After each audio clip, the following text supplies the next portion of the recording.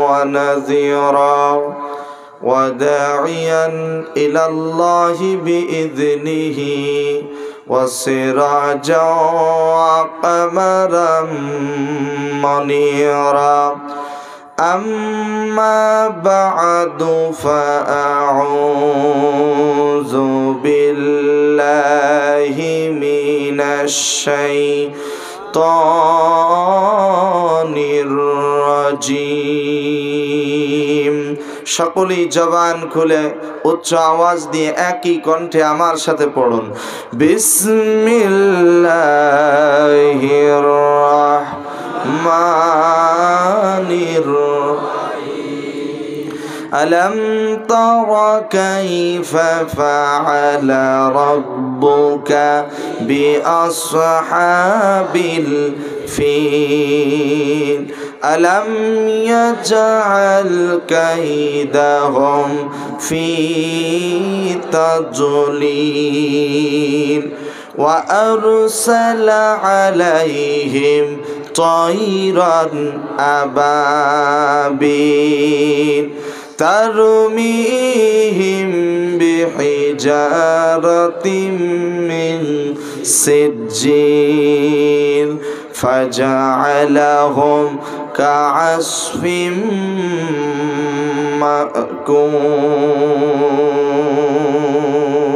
مأكول وقال تعالى يا أيها الذين آمنوا اتقوا الله وكونوا مع الصادقين وقال تعالى إن الله وملائكته يصلون على النبي يا أيها الذين آمنوا صلوا عليه وسلموا تسليما اللهم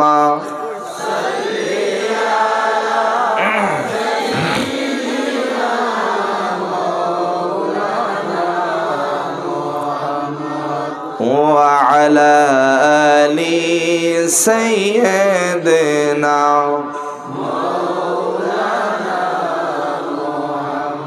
আরেকটু আওয়াজ দিয়ে মহব্বতে রাসূলের প্রেমে মাতোয়ারা হয়ে জবান খুলে আওয়াজ দিয়ে পড়ুন, আল্লাহুম্মা সাল্লি আলা সাইয়্যিদিনা মাওলানা মুহাম্মদ ওয়া আলা আলি সাইয়্যিদিনা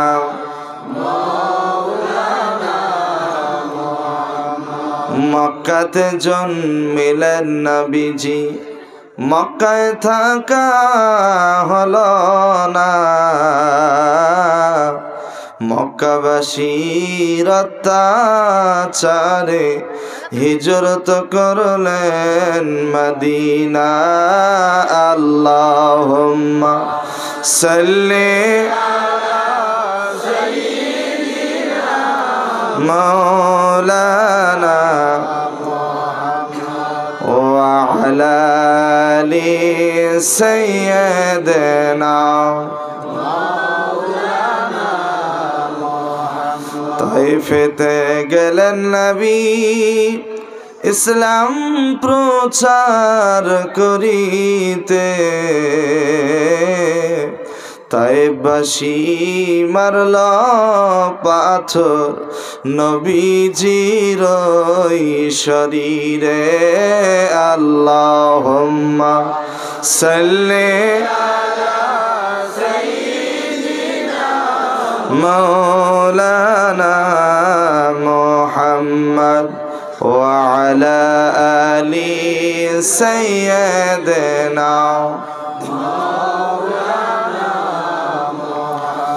এমন পাথর মারল হায় রে কাঁদেন নবী যারে যার,